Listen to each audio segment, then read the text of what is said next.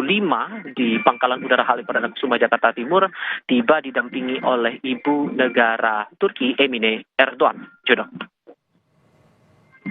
Ya, menarik untuk mencermati selain kerjasama pertahanan, ini juga Presiden Prabowo memiliki visi dalam masa cita untuk ketahanan pangan dan kedaulatan pangan, dan ini juga melihat jajaran yang hadir. Apakah ada secara khusus bagaimana nanti penjajakan terkait dengan kerjasama berkaitan dengan ketahanan pangan?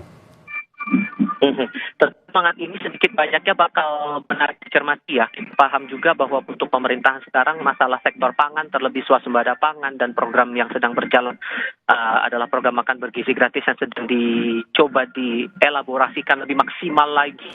Bahkan dalam berbagai kunjungan kenegaraan Prabowo di berbagai tempat, di berbagai negara, semangat untuk mensosialisasikan atau memperkenalkan program makan bergizi gratis ini terus disuarakan mewakili pemerintahan Indonesia dengan semangat untuk memperbaiki gizi dan juga memperbaiki ketahanan pangan di Nusantara. Ini juga sedikit banyaknya bisa jadi akan menjadi bahan diskusi antara Presiden Erdogan dan juga Presiden Prabowo Subianto.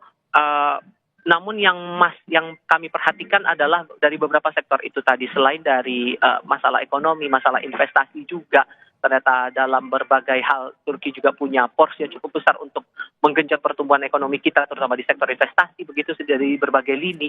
Ini juga yang bakal kami tunggu saat nanti kedua tokoh selesai melakukan pertemuan dan diperkirakan pada siang nanti, rentangnya sekitar pukul 1 siang kemungkinan bila tidak ada perubahan jadwal ya, akan ada keterangan pers resmi yang akan disampaikan oleh kedua tokoh selepas pertemuan komunikasi empat mata antara Presiden Prabowo Subianto dan Presiden Recep Tayyip Erdogan. Jodoh.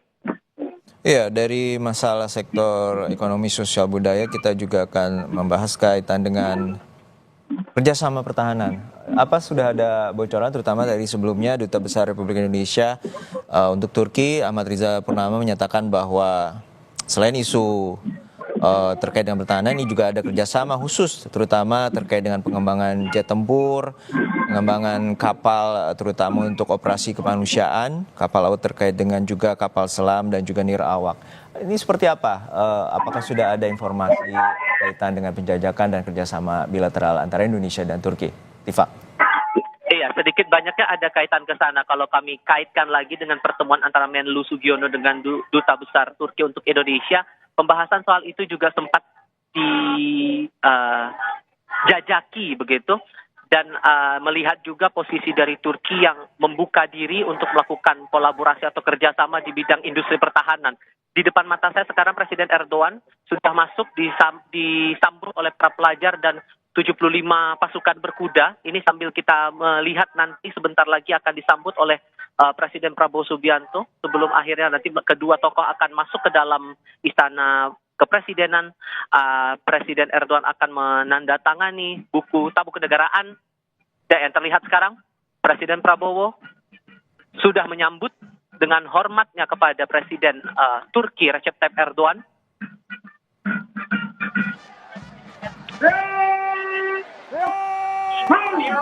Melanjutkan laporan saya tadi, masalah sektor industri pertahanan sedikit banyaknya juga akan menarik buat dicermati karena posisi Turki juga.